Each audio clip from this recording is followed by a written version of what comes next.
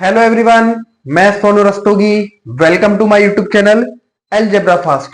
देखिए स्टूडेंट्स, मैंने class 12th की मैथमेटिक्स के लिए जो है सीरीज स्टार्ट की थी। इससे पहले भी मैं 6-7 वीडियो बना चुका हूं। आप उन वीडियो को बहुत अच्छे से वॉच करिए, क्योंकि उस वीडियो में मैंने आपको पीवाईक्यूज कराए हैं। जो जिन बच्चों का सन 2026 में पेपर होने वाला है 12th क्लास का, उनके लिए बहुत इंपॉर्टेंट बनाए हैं मैंने वीडियोस। अब उन वीडियोस को अच्छे से देखिए, आपको काफी बेनिफिट मिलेगा उस पेपर से पेपर में। ठीक है, तो आज मैं उस सीरीज को और स्टार्ट कर रहा हूं आगे। तो आज मैं आपके सामने नेक्स्ट लेक्चर लेके आया हूं वेक्टर एनालिसिस के ऊपर, है ना। इसमें हम वेक्टर से रिलेटेड जो क्वेश्चंस हैं वो अटेम्प्ट करेंगे, है ना।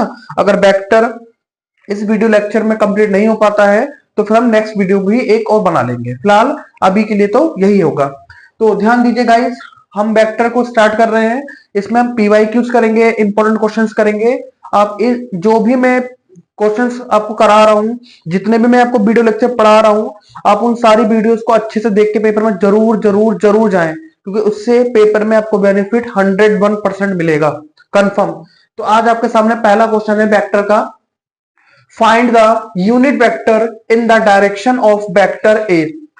आपको एक डायरेक्शन वेक्टर गिवन है और आपको क्या निकालना है, इसका यूनिट वेक्टर निकालना है। क्वेश्चन में क्या क्या फाइंड करना है आपको, वो चीज के साथ साथ मैं आपको थोड़ा बहुत कॉन्सेप्ट भी और फॉर्मूले भी बताते रहूंगा, जिससे आपकी चीजें रिकॉल भी होती रहे। खाली सॉल्व करना उद्देश्य नहीं है, चीजों को थोड़ा बहुत समझा भी देता हूं मैं आपको। ठीक है, फुल डिटेल से तो देखेंगे। फिलहाल क्वेश्चन जो कह रहा है उसको समझ के करेंगे तो बहुत अच्छे से हो जाएगा काम। क्वेश्चन है फाइंड द यूनिट वेक्टर। अब मैं आपको सिखा रहा हूं यूनिट वेक्टर कैसे फाइंड किया जाता है। अगर आपको डायरेक्शन वेक्टर गिवन हो, अगर आपको डायरेक्शन वेक्टर गिवन है तो आप उसका यूनिट वेक्टर कैसे फाइंड करेंगे। तो देखिए गाइस, इसको सॉल्व करने का तरीका क्या होता है, सॉल्यूशन। सॉल्यूशन तो इसको सॉल्व करने का तरीका क्या है, देखिए यूनिट वेक्टर जो होता है, यूनिट वेक्टर यूनिट वेक्टर को ए कैप से डेनोट करते हैं, है ना। और इसका फॉर्मूला क्या होता है फाइंड करने का, a vector upon mod of a vector. Mod of a vector का मतलब होता है मैग्नीट्यूड ऑफ डायरेक्शन वेक्टर, है ना।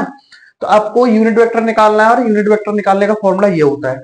तो आपको क्या चाहिए, ए वेक्टर चाहिए। ए वेक्टर तो आपके पास है। और क्या चाहिए, मैग्नीट्यूड ऑफ ए वेक्टर चाहिए, मॉड ऑफ ए वेक्टर चाहिए। तो मॉड ऑफ ए वेक्टर कैसे निकालते हैं पहले, तो मॉड ऑफ ए वेक्टर कैसे निकालते हैं बेटा, मॉड ऑफ ए वेक्टर निकालने का फॉर्मूला होता है अंडर रूट आई का कोफिशिएंट क्या है 2, तो 2 का स्क्वायर, प्लस जे का कोफिशिएंट क्या है 3, तो 3 का स्क्वायर, के का कोफिशिएंट क्या है 1, तो 1 का स्क्वायर। बताओ बात समझ में आगे नहीं आ गई यहां तक। अब आप इसको और सॉल्व करिए। अंडर रूट 2 का स्क्वायर कितना होता है 4, 3 का स्क्वायर कितना हो गया 9, 1 का स्क्वायर कितना हो गया 1। इसे आप ऐड कर दीजिए, कितना हो जाएगा 1 4 हो जाएगा। बोलिए यहां तक बात ठीक है, यहां तक बात ठीक है। तो मॉड ऑफ ए वेक्टर मतलब magnitude of a vector, magnitude of a vector कितना मिला आपको, √1 4 मिला।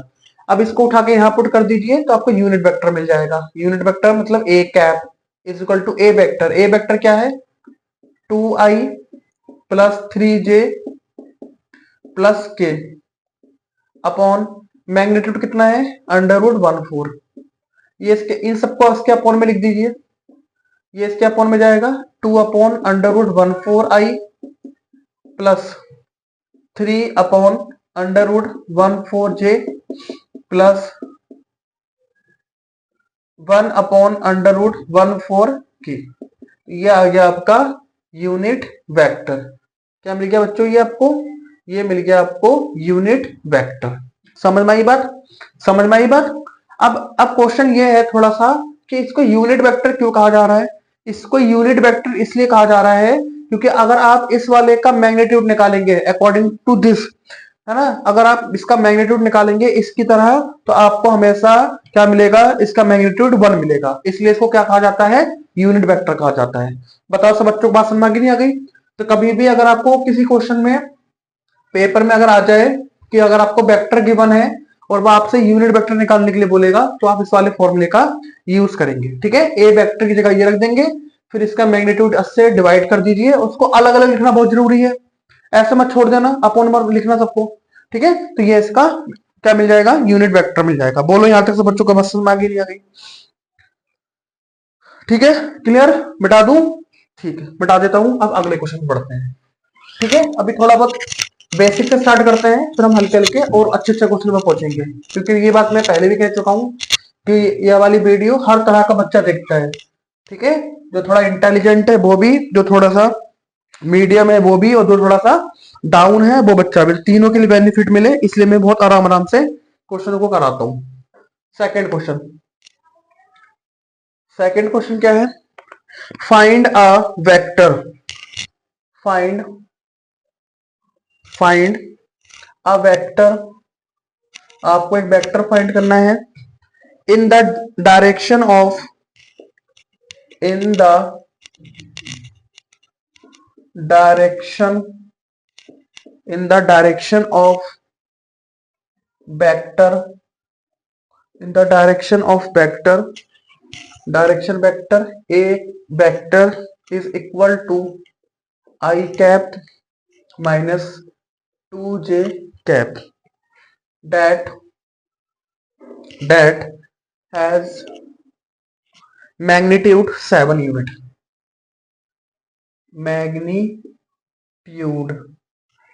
magnitude 7 units dot. ये है क्वेश्चन आपका। देखो काफी बढ़िया क्वेश्चन है, पेपर में आया हुआ क्वेश्चन है, रिपीटेड क्वेश्चन है। बताओ कैसे करोगे भाई इसको? Find a vector in the direction of vector, ये आपको एक डायरेक्शन वेक्टर गिवन है। ठीक है, आपको एक डायरेक्शन वेक्टर गिवन है और आपको और इसका मैग्नीट्यूड 7 यूनिट का आपको क्या करना है, एक वेक्टर फाइंड करना है। ठीक है, 7 यूनिट का तुम्हें एक वेक्टर फाइंड करना है। तो कैसे करेंगे? बहुत ही सिंपल है। तुम्हें एक ऐसा, देखो मैं बताता हूं आपको, इस क्वेश्चन का मतलब समझो। आपको एक डायरेक्शन वेक्टर गिवन है और आपको इस डायरेक्शन वेक्टर की सहायता से एक ऐसा वेक्टर निकालना है जिसका मैग्नीट्यूड 7 यूनिट आए। बात खत्म। ठीक है, ये कॉन्सेप्ट है, सीधे सीधे इसकी बात है ना।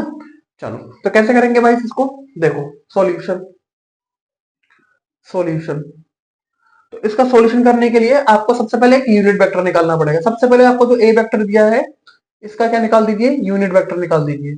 और यूनिट वेक्टर निकालना मैंने इससे पहले बताया अभी आपको, जस्ट इससे पहले क्वेश्चन करा था मैंने, वैसे ही। तो इसके थ्रू निकाल दीजिए। ए वेक्टर क्या दिया है, आई कैप माइनस का 2j कैप अपॉन मैग्नीट्यूड क्या है, कैसे निकालेंगे? मैग्नीट्यूड मतलब आई का कोफिशिएंट जो कि 1 है, इसका स्क्वायर, प्लस जे का कोफिशिएंट क्या है, -2 का स्क्वायर, इक्वल, फिर आई कैप -2j कैप अपॉन इसका मैग्नीट्यूड कितना हो जाएगा, √2 का स्क्वायर 4 और प्लस 1 तो √5 आ जाएगा। कितना आ जाएगा भाई, √5 आ जाएगा। ठीक है, अब इस √5 को इसके फॉर्म में लिख दो, तो क्या बन जाएगा, 1/√5 आई कैप -2/√5 जे कैप। ये क्या मिल गया मुझे, ये मुझे इसका यूनिट वेक्टर मिल गया। कितना, ये। अब आपको ऐसा वेक्टर निकालना है जिसका मैग्नीट्यूड कितना हो, 7 हो। तो बहुत ही सिंपल है, कभी भी तुम्हारे सामने ऐसा क्वेश्चन आ जाए कि वो आपसे बोले कि आपको एक ऐसा वेक्टर फाइंड करना है जिसका मैग्नीट्यूड इतना हो, 7, 8, 9 जो भी बोले, तो आप क्या करेंगे, सबसे पहले आप उसका यूनिट वेक्टर निकालेंगे। और यूनिट वेक्टर निकालने के बाद आप क्या करेंगे, आप डायरेक्ट जो भी मैग्नीट्यूड आपसे बोला है उस मैग्नीट्यूड की इस ए वेक्टर या जो ए यूनिट वेक्टर से मल्टीप्लाई कर दीजिए, आपको आंसर मिल जाएगा 7 ए कैप। ए कैप तो ये है जो कि 1/√5 आई कैप 2/√5 जे कैप इक्वल 7 से मल्टीप्लाई कर दीजिए, 7/√5 आई कैप -1/4/√5 जे कैप। ये आ गया आपका फाइनल आंसर। ठीक है, तो जो मैग्नीट्यूड आपको गिवन है, बस जो भी मैग्नीट्यूड आपको दे रखा है उस मैग्नीट्यूड की जो आप यूनिट वेक्टर निकालेंगे उससे मल्टीप्लाई कर दो, जो आपको वेक्टर मिलेगा वही आपका आंसर हो जाएगा। बस खत्म। अगर आप इसका मैग्नीट्यूड निकालेंगे तो आपको इसका मैग्नीट्यूड 7 ही मिलेगा। कैसे? क्योंकि इसका तो 1 आ गया और 1 का 7 से मल्टीप्लाई 7 होगा। 101% इसका मैग्नीट्यूड 7 ही आएगा। तो ये बहुत बढ़िया क्वेश्चन है। बच्चे कंफ्यूज हो जाते हैं इस क्वेश्चन में कि क्या करें भैया, तो इस तरीके से इस क्वेश्चन को यहाँ पर अटेम्प्ट करते हैं। बताइए यहाँ तो बात ठीक है, वीडियो ठीक चल रही है, कोई दिक्कत नहीं वीडियो में? फिलहाल अभी तक तो कोई दिक्कत नहीं है। ठीक है, डन, बहुत बढ़िया। चलो, तो इस तरीके से क्वेश्चन यहाँ से कंप्लीट होता है। नेक्स्ट क्वेश्चन की ओर बढ़ते हैं। इसको मिटा देते हैं, ये तो समझ में आ गया होगा। बहुत ही बढ़िया क्वेश्चन करा रहा हूं मैं आपको, बस ध्यान से बने रहिए वीडियो में, पूरी वीडियो देखिए अच्छे से। जितनी वीडियो मैंने आपको पढ़ाई है उस सारी वीडियोस में अच्छे से समझें क्वेश्चंस को, तो बहुत अच्छे से काम कर पाएंगे, वरना भैया दिक्कत हो जाएगी। क्वेश्चन नंबर 3 देखिए, राइट द डायरेक्शन रेशो। क्या बोल रहा है? The right the direction right the direction ratios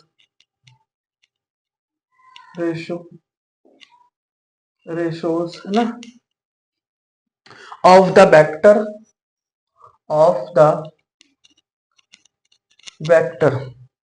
एक वेक्टर दे रखा है आपको, a vector is equal to i cap plus j cap minus का 2k cap and hence calculate its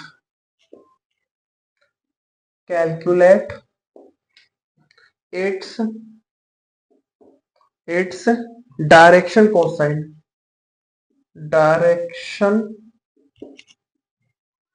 cosine। बस बहुत ही जबरदस्त क्वेश्चन है आपके सामने। बताइए गाइस कैसे करना है इस क्वेश्चन को, है बच्चों कैसे करें? बताइए इस क्वेश्चन को कैसे करें, हाँ भाई बताओ। क्वेश्चन है write the direction ratio of the vector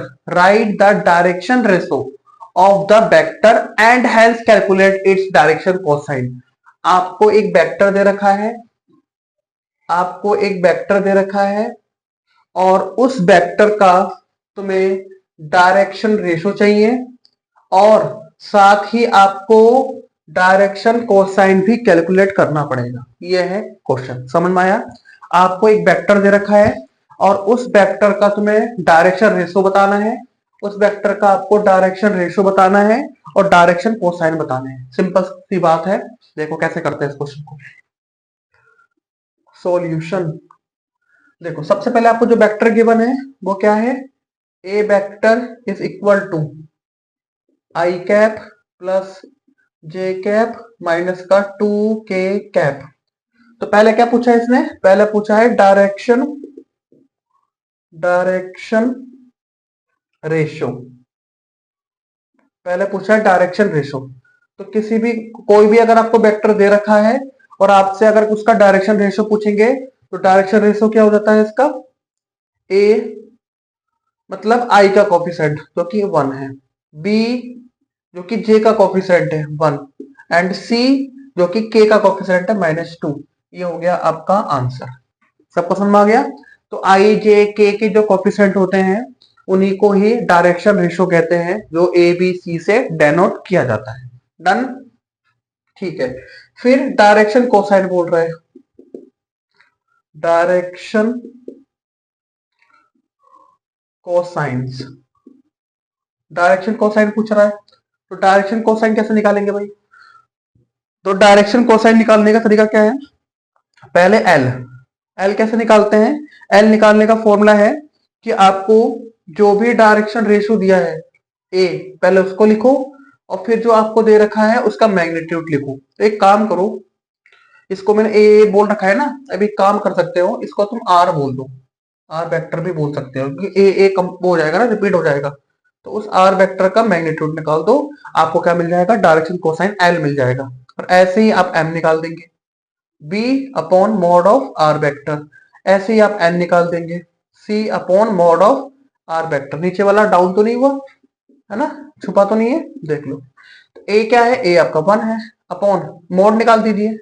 are vector का मोड निकालेंगे तो आई का कोफिशिएंट जो कि स्क्वायर फॉर्म में है ना, प्लस 1 का स्क्वायर प्लस -2 का स्क्वायर।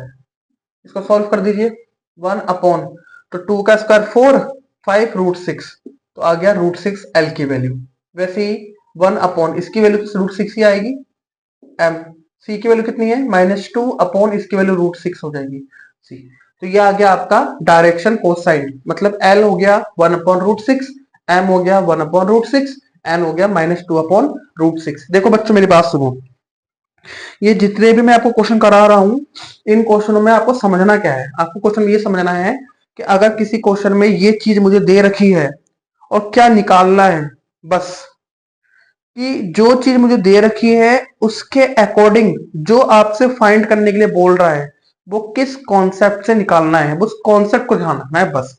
जैसे पहले क्वेश्चन में मैंने आपको यूनिट वेक्टर निकालना सिखाया, अगर आपको डायरेक्शन वेक्टर गिवन है तो आप उसका यूनिट वेक्टर कैसे निकालेंगे, फॉर्मूला बताया मैंने आपको, वो लगा दीजिए।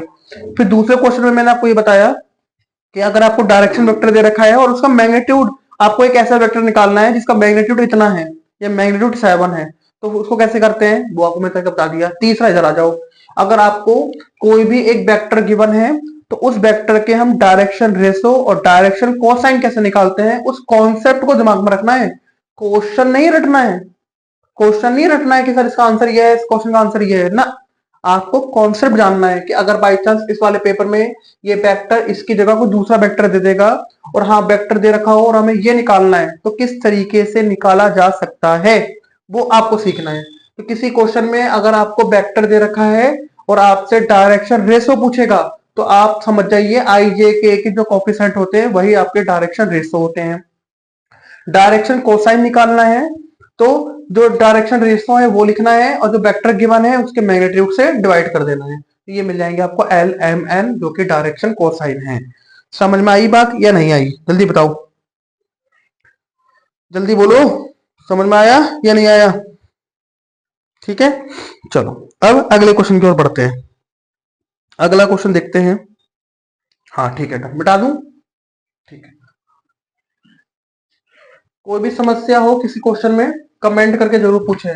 अच्छा ऐसा याद आया मुझे, कल मैंने आपको एप्लीकेशन ऑफ इंटीग्रल पढ़ाए थे, उसमें उसमें अगर किसी बच्चे को कोई डाउट है तो बताइए, लेकिन इंटीग्रेशन का जो एप्लीकेशन है मैंने बहुत बढ़िया क्वेश्चन कराए हैं, उन्हीं क्वेश्चन को अच्छे से पढ़ के चले जाइए, पेपर में उससे ऊपर नहीं पूछेगा, ठीक है। और उसके अलावा अगर कोई चीज पूछनी है आपको तो कमेंट करिए, तभी आपको आंसर मिलेगा। जब तक बोलोगे नहीं तब तक मैं क्या आंसर दूं आपको, बताओ, कुछ बोलोगे तभी तो आंसर मिलेगा।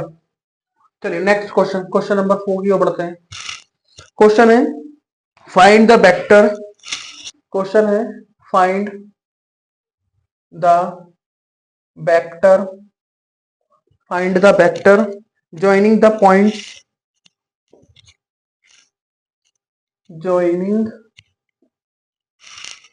the points, the points, joining the points P जो कि दिया है 2, 3, 0 एंड Q जो कि दिया है -1, -2, -4 है ना, directed from,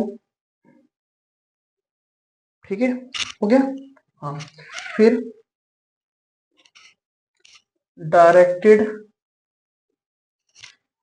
from P to Q, P to Q, ये है क्वेश्चन, ठीक है, ठीक है। चलो हाँ भाई, कैसे निकालें भाई इस क्वेश्चन को? देखो मैं आपको समझाता हूँ। इसमें आपसे क्या बोल रहा है कि एक P पॉइंट दे रखा है, एक Q पॉइंट दे रखा है, ठीक है। इस P पॉइंट और Q पॉइंट को जोड़ने वाली जो लाइन है ना, उस दोनों पॉइंटों को जोड़ने वाली जो लाइन है उसका तुम्हें वेक्टर निकालना है, बस सिंपल क्वेश्चन है ना। थोड़ा सा अगर आपको समझने की कोशिश करो, एक P पॉइंट ये हो गया थ्री डायमेंशनल स्पेस में, एक Q दे रखा है और इसको ज्वाइन करने वाली जो लाइन है ना, इसको ज्वाइन करने वाली जो लाइन है PQ, इसका तुम्हें क्या निकालना है, वेक्टर निकालना है, बस खत्म। ठीक है, दो पॉइंट को जोड़ने पर जो लाइन मिलती है ना, थ्री डायमेंशनल स्पेस में दो पॉइंट को जोड़ने पर जो लाइन मिलती है, उस लाइन का तुम्हें वेक्टर फाइंड करना है बस। तो इसको करने का तरीका होता है ना, जो पी पॉइंट होता है इसको बोलते हैं इनिशियल पॉइंट, समझ लेना, इनिशियल पॉइंट याद रखना इस बात को। जिस पॉइंट से स्टार्टिंग होती है लाइन की, जिस पॉइंट से स्टार्टिंग होती है लाइन की, उसको इनिशियल पॉइंट बोलते हैं। और क्यू को क्या बोला जाता है, टर्मिनल, टर्मिनल पॉइंट कहा जाता है। इसे क्या कहा जाता है बेटा, टर्मिनल पॉइंट कहा जाता है। समझ में आई बात? तो ये दो बात याद रखना, है ना, दो पॉइंट को ज्वाइन करने पर जो लाइन है उसका हमें वेक्टर फाइंड करना है, जिसमें जो पी पॉइंट है वो इनिशियल पॉइंट है और जो क्यू पॉइंट है वो टर्मिनल पॉइंट है। बस हो गया। कैसे निकालेंगे, देखो, आपको पी पॉइंट के कोऑर्डिनेट गिवन है, पी पॉइंट के कोऑर्डिनेट गिवन है, क्यू पॉइंट के कोऑर्डिनेट गिवन है। ठीक है, अगर आपको पी और क्यू के कोऑर्डिनेट गिवन है, ठीक है, तो इनको ज्वाइन करने वाली जो लाइन है उसका अगर आपको वेक्टर निकालना है तो उसके लिए फॉर्मूला होता है, मैं फॉर्मूला लिख देता हूं, P Q vector is equal to x2 minus x1 I cap plus y2 minus y1 J cap plus z2 minus z1 K cap. इस वाले फॉर्मूले को याद रखें सब बच्चे। अगर आपको थ्री डायमेंशनल स्पेस में कोई दो पॉइंट दे रखे हैं जो कि इनिशियल और टर्मिनल पॉइंट है और उसके कोऑर्डिनेट गिवन है, तो उनको ज्वाइन करने वाली जो लाइन है उसका तुम्हें क्या निकालना है, वेक्टर निकालना है। तो आप इस वाले फॉर्मूले का यूज करेंगे, x2 minus x1 I cap, y2 minus y1 J cap, z2 minus z1 K cap. बस वैल्यूज पुट करो, आंसर आपके हाथ में। तो P Q vector is equal to x2, देखो ये पॉइंट होते हैं, इन पॉइंट में x1 y1 z1, x2 y2 z2। x2 कितना है, x2 है -1 माइनस x1 कितना है 2 आई कैप, इतना तो पता ही होगा भाई, हाई स्कूल पढ़ के आए हो। z2 कितना है -2, y1 कितना है 3, तो ये j कैप, z2 कितना है -4, z1 कितना है 0 के कैप। इससे कैलकुलेट करो, P Q vector is equal to -2 -1 -3 I cap, -3 -2 minus का 5 जे कैप माइनस का 4 के कैप। This is vector. तो ये है आपका डायरेक्शन या directed from P to Q vector.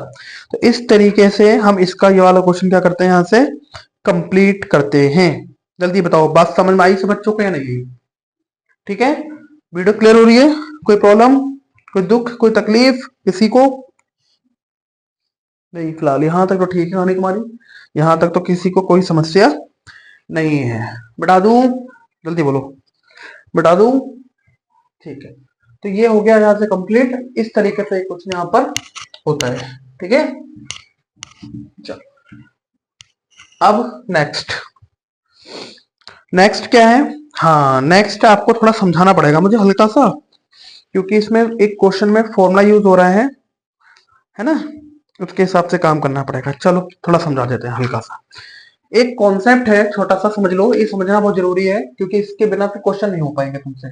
Question है section formula, section formula. Section formula क्या है, सेक्शन फॉर्मूला भी दो टाइप के होते हैं। सेक्शन फॉर्मूला भी क्या होते हैं बेटा, दो टाइप के होते हैं।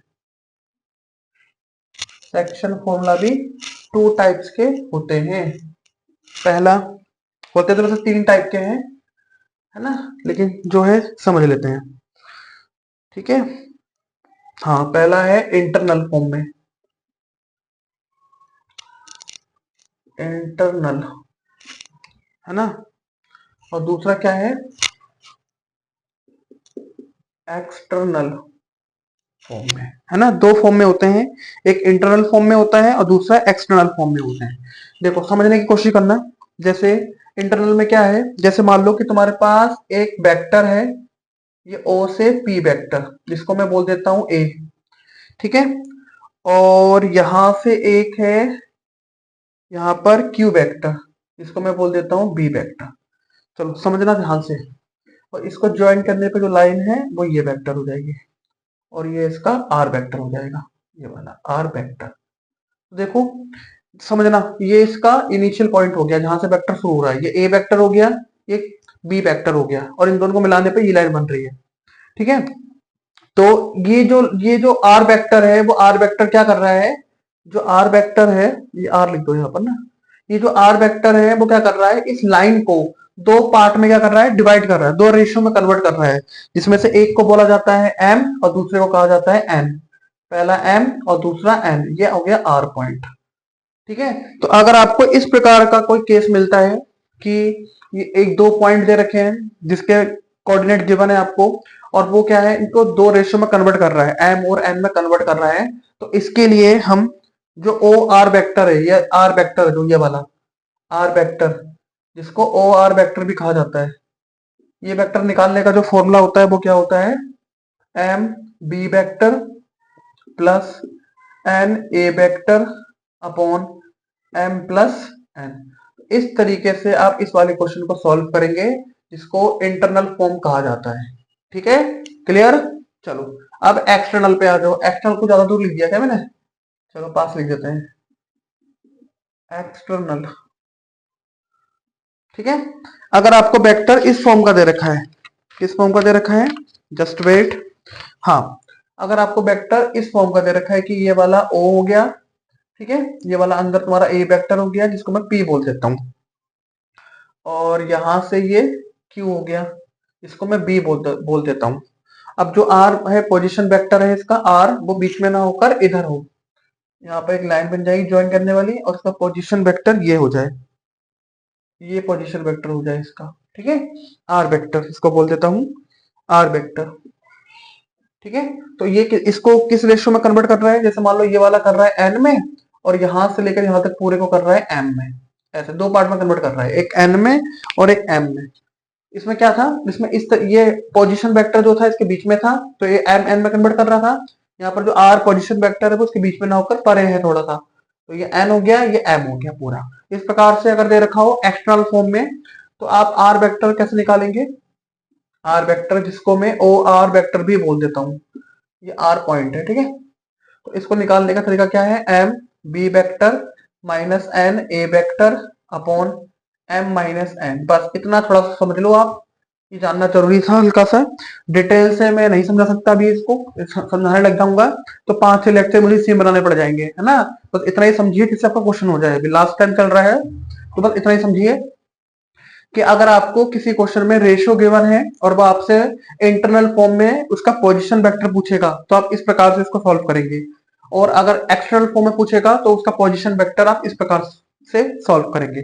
बोलो यहाँ तक बात समझ आ गई नहीं आ गई।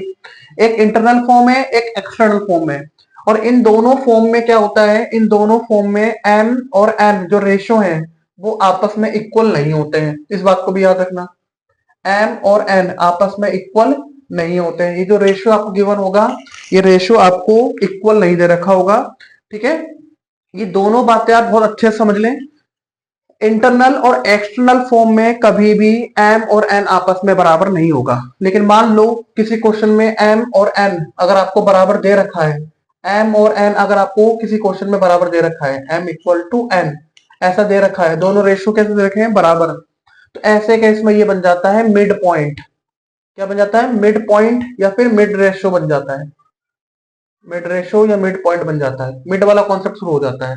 और ऐसे में जो पोजीशन वेक्टर होता है आर वेक्टर, जिसको मैं ओ आर वेक्टर भी बोलता हूं, ये बन जाता है तुम्हारा a vector plus b vector upon 2। तो ऐसे केस में आपको इस वाले फॉर्मूले का यूज करना पड़ेगा, बात खत्म। ये बात है छोटी सी जो आपको समझना है, देख लो एक बार अच्छे से, इसको देख लो समझ लो अच्छे से यहां तक, क्लियर क्लियर। ठीक है, तो सेक्शन फॉर्मूला ये था बेटा, है ना। इंटरनल में दोनों रेशियो इक्वल नहीं होंगे, एक्सटर्नल में दोनों रेशियो इक्वल नहीं होंगे। ठीक है, तो इंटरनल के लिए ये वाला फॉर्मूला, एक्सटर्नल के लिए ये वाला फॉर्मूला, और मिड के लिए ये वाला फॉर्मूला। ठीक है, अब मैं आपको क्वेश्चन कराता हूं इसके, तब आपको बहुत अच्छे से समझ में आ जाएगा। ठीक है, बिठा दूं, चलो अब एक क्वेश्चन लेते हैं, तब आपको समझ में आ जाएगा कि मैं क्या कहना चाह रहा हूं। ठीक है, और इससे याद रखना, इस टॉपिक से एक क्वेश्चन 101% आएगा कंफर्म। अब ये बात लिख के ले लो मुझसे, इस टॉपिक से क्वेश्चन आना ही आना है, इसे इसको अच्छे से पढ़ ले। ठीक है, अच्छे से क्या पढ़ ले, यही है, इतना पढ़ लो बहुत है इतना। ठीक है, आराम से क्वेश्चन हो जाएगा आपसे, इतना पढ़ लो बस बहुत है। अब डिटेल से पढ़ने का टाइम नहीं है ना तुम्हारे पास, इसलिए आपको परसेंटेज खींचनी है, परसेंटेज खींचनी है तो ऐसे ही पढ़ लो भाई स्पीड से। ठीक है, चलो अब एक क्वेश्चन मैं आपको लिख के दिखाता हूं बढ़िया वाला, जो इस तरीके से क्वेश्चन में पेपर में पूछा जाता है। क्वेश्चन क्या है, क्वेश्चन है कंसीडर 2 पॉइंट्स। समझना भाई, क्वेश्चन है consider 2 points, consider 2 points P and Q, P and Q with position vector, with position vector, with position vector आपको दे रखा है OP, OP vector is equal to 3A vector minus का 2B vector, कोई दिक्कत नहीं, and OQ, OQ vector आपको दे रखा है A vector plus B vector. ठीक है, डॉट आपसे पूछा है find, find the position vector, find the position vector, find the position vector of a point, of a point R which divides, which divides the line, the which divides the line joining P and Q, joining P and Q, P and Q in the ratio, in the ratio 2:1, 2:1। ठीक है बेटा, चलो तो पहला क्या पूछा है इसने, पहला पूछा है इंटरनली, दूसरा क्या पूछा है एक्सटर्नली। ठीक है, यह है क्वेश्चन, इस पे जितने स्टार लगा सकते हो इस क्वेश्चन पे उतने स्टार आप लगा लीजिए भैया, जितने स्टार लगा सकते हो उतने स्टार लगा लो इस क्वेश्चन पे। ठीक है, चलो कंसीडर 2 पॉइंट्स, आपको 2 पॉइंट कंसीडर किए गए हैं P and Q with position vector, और उनके पोजीशन वेक्टर ये हो गए 3A vector and B something. Find the position vector, आपको sorry my mistake, consider 2 points with position vector OP and OQ। आपको पोजीशन वेक्टर फाइंड करना है, वो R वेक्टर था ना, वो वेक्टर फाइंड करना है ऑफ अ पॉइंट। जो पोजीशन वेक्टर है वो किसकी वजह से बन रहा है, R पॉइंट की वजह से बन रहा है, जो कि उस लाइन को क्या कर रहा है, दो पार्ट में डिवाइड कर रहा है, विच divide the line joining P and Q, और उनको कौन से रेशो में, 2 और 1 रेशो में कन्वर्ट कर रहा है। तो बताओ इसका इंटरनली और एक्सटर्नली पोजीशन वेक्टर क्या होगा। देखो सेम आ गया क्वेश्चन, तो इंटरनली और एक्सटर्नली पोजीशन वेक्टर पूछ रहा है, बहुत ही सिंपल क्वेश्चन। चलो कैसे करेंगे सॉल्यूशन। मैंने अभी आपसे क्या कहा, किसी भी क्वेश्चन में इंटरनली और एक्सटर्नली पोजीशन वेक्टर पूछेगा तो दोनों रेशियो कैसे होंगे, अलग अलग होंगे। तो ये जो रेशियो आपको दे रखा है ना, यही तो तुम्हारा m और n है, m की वैल्यू 2, n की वैल्यू 1, यही तो m n है, तो लगा दो, बहुत ही सिंपल। सबसे पहले इंटरनली बात कर लेते हैं, सबसे पहले इंटरनली पोजीशन वेक्टर की बात कर लेते हैं। ठीक है, शॉर्टकट में लिख देता हूं, आप समझ जाना।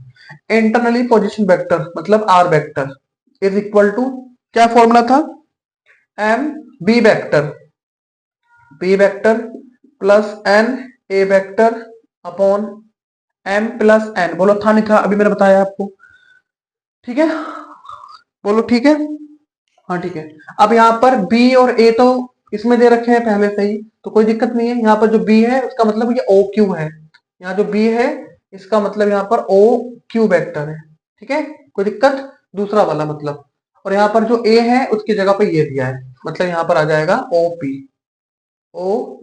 वेक्टर। देखो ठीक है, ठीक है, कोई दिक्कत नहीं, कुछ नहीं है। चलो सॉल्व कर दो। r vector is equal to m, m कितना है 2, पहला रेशियो 2 ही तो है। ओ ओ क्यू कितना है, ओ क्यू ये है जो कि a vector plus b vector है। एन एन कितना है 1। ओपी कितना है, ओपी है 3 a vector minus 2 b vector upon m n मतलब 2+1। जरा देखना भाई यहां तक रखना आया सब बच्चों को, सबको रखने आया।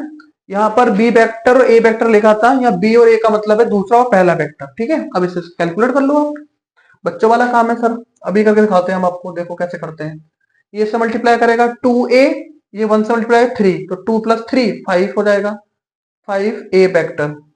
ये इधर मल्टीप्लाई करेगा 2b, ये इधर मल्टीप्लाई करेगा -2b, कैंसिल हो गया, 0 हो जाएगा, 0b वेक्टर मिल जाएगा अपॉन 2+1 3 हो जाएगा। तो फाइनली मैं यहां लिख देता हूं, आपको क्या मिला, r vector is equal to, तो 0 हो गया, तो 5/3 a वेक्टर, ये है आपका इंटरनली पोजीशन वेक्टर। जल्दी बताओ, बात समझ में आ गई नहीं आ गई यहां तक, जल्दी बोलिए भैया, यहां तक सबको क्लियर हुआ? ठीक है, हलवा क्वेश्चन था, कोई दुख कोई तकलीफ इंटरनल में? बिल्कुल नहीं, अभी समझाया मैंने इंटरनल एक्सटर्नल का, तो क्लियर हो गया होगा। ठीक है, अब एक्सटर्नल की बात कर लेते हैं। एक्सटर्नल में क्या होता है, बस यहाँ प्लस की जगह माइनस आ जाता है और कुछ नहीं करते हैं। तो यहाँ एक्सटर्नल की बात कर लेते हैं, एक्सटर्नल की बात कर लेते हैं, एक्सटर्नली ना। तो यहाँ पर क्या आ जाएगा, प्लस की जगह पे माइनस आ जाएगा, बाकी सब सेम है। ये माइनस, यहाँ माइनस, यहाँ माइनस, ये वाला मिटा देता हूँ। ठीक है, ये वाला मिटा देता हूँ। चलो यहाँ देख लेते हैं हल्का सा, तो ये 2a, ये माइनस का 3, तो क्या बनेगा, माइनस का a बनेगा, 2b minus minus plus 2b, तो हो जाएगा 4b, और नीचे बन जाएगा 1, 1 से डिवाइड करोगे तो आपको पोजीशन वेक्टर यही मिलेगा, a vector plus 4b vector. ये हो गया आपका एक्सटर्नल वाला भी कंप्लीट, बस हो गया, हो गया आसान। दिक्कत, कोई दिक्कत नहीं, कोई दुख कोई तकलीफ कुछ नहीं भैया, डन। इस तरीके से वाला कुछ यहाँ से कंप्लीट करते हैं। अब सुनो, मान लो अगर आपको ये वाला रेशियो इक्वल दे रखा होता, मान लो 2:2 दे रखा होता, या 1:1, जैसे मैं इसको मिटा देता हूँ, एक्सप्लेनेशन में आ गया ना इंटरनल एक्सटर्नल। अरे आसान है यार, क्या दिक्कत करते हो तुम लोग, सिंपल है। हाँ, तो अगर आपको इस वाले किसी क्वेश्चन में रेशियो सेम दे रखा हो, जैसे 2:2 दे रखा हो, 1:1 दे रखा हो, 3:3 दे रखा हो, कोई भी अगर किसी क्वेश्चन में रेशियो क्या दे रखे हो, सेम, तो आपको क्या निकालोगे, उसका मिड पॉइंट या मिड मिड वेक्टर निकालोगे। तो कैसे निकालोगे मिड वेक्टर, देखो, है ना, मिड वेक्टर, मिड वेक्टर, ये मैं आपकी तरफ से बता रहा हूँ। ठीक है, अगर रेशियो सेम है तब तब क्या फॉर्मूला था, a vector plus b vector upon 2।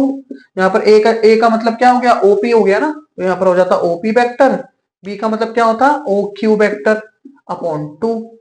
OP कितना है, ओपी है 3a माइनस 2b, ओ क्यू कितना है, ओ क्यू है a plus b vector upon 2, तो 3 प्लस ये 4 हो जाएगा, 4a वेक्टर माइनस 2, ये तो माइनस बी वेक्टर अपॉन 2, दोनों का अपॉन कर दो, अपॉन कर दोगे तो 2a वेक्टर मिल जाएगा, 1/2b वेक्टर, ये मिल जाएगा इसका मिड पॉइंट वाला वेक्टर। समझ आ गया सब बच्चों को? तो इस तरीके से कर लेना, आपको आंसर समझ आ जाएगा। फिर भी अगर आपको क्वेश्चन समझ में नहीं आ रहा है तो आप मुझे बताइए कमेंट करके, कहाँ समझ में नहीं आ रहा है। टाइमर लगा दीजिए कमेंट में कि सर इस टाइमिंग पे आता है ना, कमेंट में ऑप्शन आता है प्लस करके लिखा होगा, देखो नीचे टाइमर और प्लस करके लिखा होगा, उस पर टैप करिए, और जैसे आप टैप करेंगे जहां दिक्कत है वही वाला टाइम लिख के आ जाएगा, और उस पर टाइप कर दीजिए और सेंड कर दीजिए मुझे, फिर नेक्स्ट लेक्चर में मैं क्लियर कर दूंगा, बस खत्म। ठीक है, अरे बोलो भैया, तुम बोलते तो नहीं हो यार, ये दिक्कत है। अगर एक एक बच्चा अच्छे से बोले तो मजा भी आए, बोलते ही नहीं तुम। डन, चलो, तो ये क्वेश्चन बहुत बढ़िया था। ठीक है, तो ये वाला क्वेश्चन का प्रैक्टिस करके जाना। ऐसा क्वेश्चन एक और है किताब में, देख लेना, एक मैंने करा दिया है, एक आप कर लेना। ठीक है, एक्सरसाइज में दिया है क्वेश्चन, उसको आप खुद ट्राई कर लीजिए एक बार अच्छे से, है ना, सेम ऐसे ही करना है, जिंदा ऐसे ही छापना है। चलो अगला क्वेश्चन देखते हैं, शो डेट द पॉइंट्स। अगला question, show that the show that the points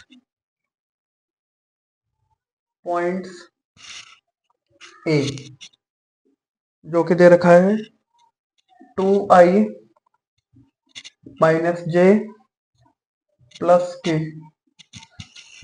और B दे रखा है आपको i माइनस का 3j माइनस का 5k, और C दे रखा है आपको, C दे रखा है 3i माइनस का 4j माइनस का 4k आर द क्या है vertex of a right angle triangle, vertex या वर्टेक्स कर लो ना, वर्टेक्सिस कर लो, of a right angle triangle समझ जाएंगे ना। चलो अब आपको क्या करना है, शो डेट द पॉइंट, आपको शो करना है कि the points a b c, जो 3 पॉइंट आपको दे रखे हैं वेक्टर फॉर्म में, जो कि ट्रायंगल के क्या है, शीर्ष हैं, वर्टेक्स हैं वेक्टर्स के, तो आपको बताना है कि वो मतलब शो करना है कि ये जो है वो राइट ट्रायंगल समकोण त्रिभुज के ही वर्टेक्स है, ये शो करना है, बस हो गया, कुछ नहीं। ठीक है, तो ट्रायंगल के वर्टेक्स गिवन है, और आपको शो करना है कि जो वेक्टर आपको दे रखे हैं, वेक्टर पॉइंट आपको जो दे रखे हैं वो राइट एंगल ट्रायंगल के ही हैं, ये शो करना है। तो भैया कोई दिक्कत नहीं। राइट एंगल ट्रायंगल कैसे बनता है, सभी को पता है। राइट एंगल ट्रायंगल ऐसे बनता है जिसमें 90 होता है ना, जिसमें तुम ए बी सी कुछ भी ले सकते हो, जैसे ए बी सी ले सकते हो, कोई जरूरी नहीं है कि ए बी सी इधर ही आए, क्या पता ए बी सी इधर आ जाए, क्या पता ए सी बी इधर, कहीं भी ले सकते हो। तो कुल मिलाकर आपको ये डिस्टेंस फाइंड करनी होगी, फिर उन डिस्टेंस का आपको मैग्नीट्यूड निकालना पड़ेगा, तो उस मैग्नीट्यूड में जो सबसे बड़ी वैल्यू होगी वो क्या बन जाएगी, हाइपोटेन्यूज बन जाएगी, बाकी जो बचेगी वो आपकी अदर बन जाएगी, परपेंडिकुलर और बेस बन जाएगा। ठीक है, तो आप ऐसे तो बना नहीं सकते कि सर ए नहीं आएगा, ऐसा हम नहीं बोल सकते ना, ए क्या पता इधर आ जाए, बी इधर आ जाए, कहीं भी, वो ऐसे मैंने बता दिया एक।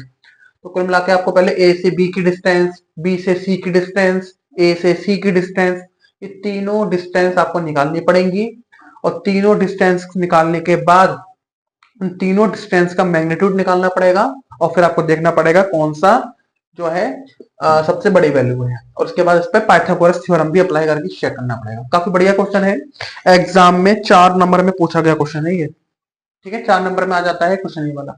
चलिए काम शुरू करते हैं। 4 मार्क्स का क्वेश्चन है, जरा धैर्य से और तरीके से करें, एक भी प्लस माइनस गड़बड़ हुआ क्वेश्चन पूरा गलत। सबसे पहले ए बी वेक्टर निकालेंगे। ए बी वेक्टर कैसे निकालते हैं, अभी देखो, अभी जस्ट मैंने अभी दूसरा या तीसरा क्वेश्चन कराया है कि अगर आपको कोई 2 पॉइंट दे रखे हो और उन 2 पॉइंट के बीच को जोड़ने वाली जो लाइन है, ज्वाइनिंग लाइन है उन दोनों पॉइंट को, तो उस लाइन का वेक्टर कैसे निकालते हैं, अभी बताया ना, x2 minus x1 i plus y2, वही कॉन्सेप्ट लगाएंगे इसमें, समझ आया, देख लेना भाई। एक पॉइंट ये है, एक पॉइंट ये है, तो इन दोनों पॉइंटों को मैं जब लाइन बनाऊंगा तो लाइन बनेगी ना, तो 2 पॉइंट को मिलाने पे लाइन बनती है, तो उस लाइन का वेक्टर कैसे निकालते हैं, x2 माइनस x1, मतलब दूसरे वाले में से पहले वाले को माइनस, ये a वेक्टर है, ये b वेक्टर है, तो दूसरे वाले में से पहले वाले को माइनस करो भाई, दूसरा वाला 1, पहला वाला 2, तो 1 माइनस 2 i कैप, दूसरा वाला -3 या -1, तो ये +1 हो जाएगा j कैप। खोपड़ी के ऊपर से तो नहीं जा रहा है ना, अभी समझाया था मैंने, अगर तुम्हारी खोपड़ी में से ऊपर जा रहा है तो ये क्या करें बताओ, इतना आसान सा बता रहे हैं फिर भी नहीं आ रहा तुम्हें। Z3 माइनस Z1, हाँ ठीक है, Z2 माइनस ऐसे करके हो जाएगा, तो यहाँ पर आ जाएगा k कैप। ठीक है, चलो तो ये कितना मिला, ए बी वेक्टर कितना मिला, माइनस का आई कैप, ये कितना मिला, माइनस का 2 जे कैप, ये कितना मिला, माइनस का 6 के कैप, ये आ गया तुम्हारा ए बी वेक्टर। अब क्या निकालेंगे, अब हम निकालेंगे इसी तरह से बी सी वेक्टर, तो ये बी हो गया, ये सी हो गया, तो 3 माइनस ये x2 माइनस x1 होता है ना, तो 3 माइनस 1 आई, तो -4 -3 करूंगा तो +3 हो जाएगा, क्योंकि बीच में माइनस लगाते हैं ना। अरे तुम्हारी खोपड़ी में कुछ आ रहा है या नहीं आ रहा है? तो यहाँ आ जाएगा -4, ये हो जाएगा आपका +5k। जरा देखो, सही है? सही है। बी और सी की बात कर रहे हैं ना, ये बी और सी है, ये हो गया ये, ठीक है। इसे देखो तो कितना आया, B C vector is equal to 3 में से बन जाएगा तो 2i, -4 में से जाएगा तो माइनस का j, ये कितना आएगा प्लस का k। ये आ गया तुम्हारा बी सी वेक्टर। पहले क्या मिला मुझे, ए सी वेक्टर और फिर बी सी वेक्टर। अब ए सी वेक्टर निकाल दो, ए सी वेक्टर। ए सी का मतलब ये ए वाला और ये सी वाला, ठीक है। चलो, तो x2 मतलब 3 माइनस x1 मतलब 2 आई कैप प्लस y2 मतलब -4 माइनस तो +1 j कैप प्लस z2 -4 और वहां माइनस का 1 k cap. Done, yes, done done done sir. चलो ए सी 3 में से 2 जाएगा 1, तो आई कैप -4 में से 1 जाएगा तो माइनस का 3 j, ये कितना हो जाएगा -5k। ये मिल गया तुम्हें ए सी वेक्टर, ये मिल गया तुम्हें बी सी वेक्टर, ये मिल गया तुम्हें ए बी वेक्टर। तीनों मिल गए, जल्दी बोलो, मिल गए? ठीक है, ठीक है। अब आपको क्या करना है, अब डिस्टेंस तो मिल गई मुझे, अब इसका मैग्नीट्यूड निकालना है। अब इसका मैग्नीट्यूड निकालेंगे तो हमें पता लग जाएगा कि कौन सी सबसे बड़ी वैल्यू है, और सबसे बड़ी वैल्यू ही सब क्या क्या बन जाएगा, उसका हाइपोटेन्यूज बन जाएगा। तो इसका मैग्नीट्यूड निकालते हैं इस वाले का, तो mod of a b vector, तो mod of a b vector ऐसे निकालते हैं, आई वाले का -1 का स्क्वायर, जे वाले का मतलब -2 का स्क्वायर, के वाले का मतलब -6 का स्क्वायर इक्वल अंडर रूट 1 का स्क्वायर तो 1 ही होता है, सबको पता है। -2 का 4 हो जाएगा, 6 का 36। Do you understand? Do you understand? Yes या no everyone? Do you understand? चलिए सामने फोकस करिए।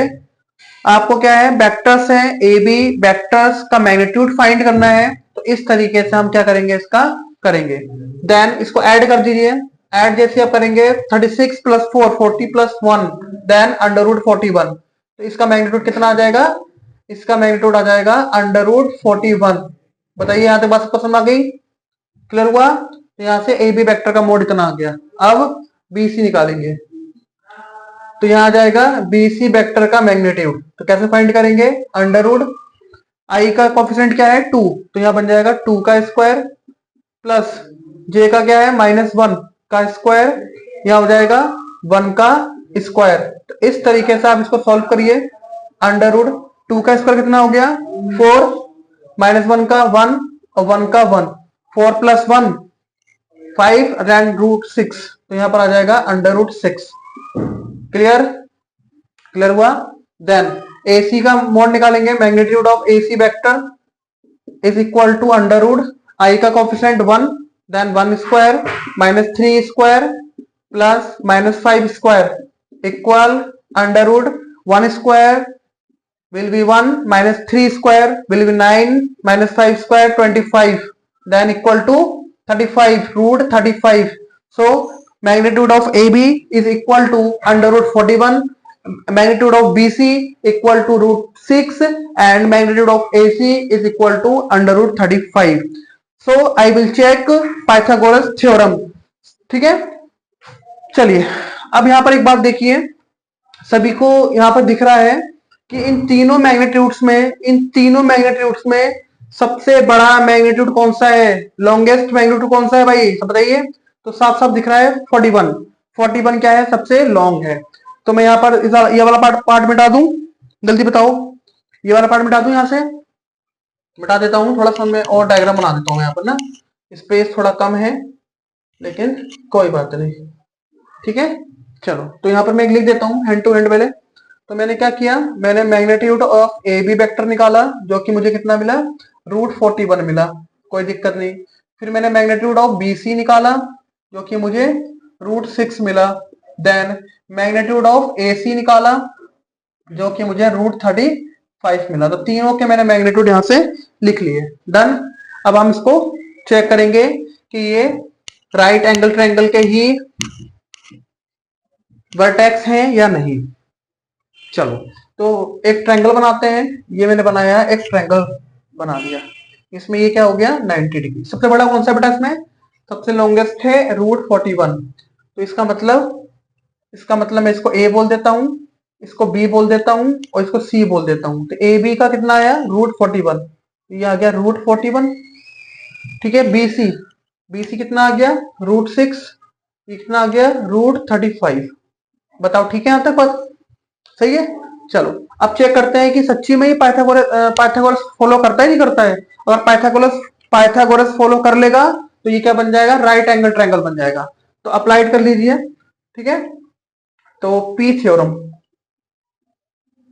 पाइथागोरस थ्योरम को पी थ्योरम भी कहा जाता है। तो यहां लगा दीजिए। वो क्या होता है, ए बी है ना, ए बी का स्क्वायर कर दीजिए इक्वल बी सी का स्क्वायर कर दीजिए प्लस सी ए या ए सी का स्क्वायर। ए बी का कितना है √41 का स्क्वायर, बी सी √6 का स्क्वायर, सी ए √35 का स्क्वायर। ठीक है। इसका रूट कैंसिल आउट, देन 41, इसे कट करूंगा 6 आ जाएगा, इसे ऐड करूंगा 31 आ जाएगा। तो 41 इक्वल टू 41, 35 प्लस 6 41। Yes, left side are equal to right side है ना। लेफ्ट साइड और राइट साइड कैसे हैं, इक्वल। तो आंसर है इसका यस, आंसर है यस कि ये जो आपको पॉइंट दे रखे थे ये आपका राइट एंगल ट्रायंगल के ही वर्टेक्स हैं।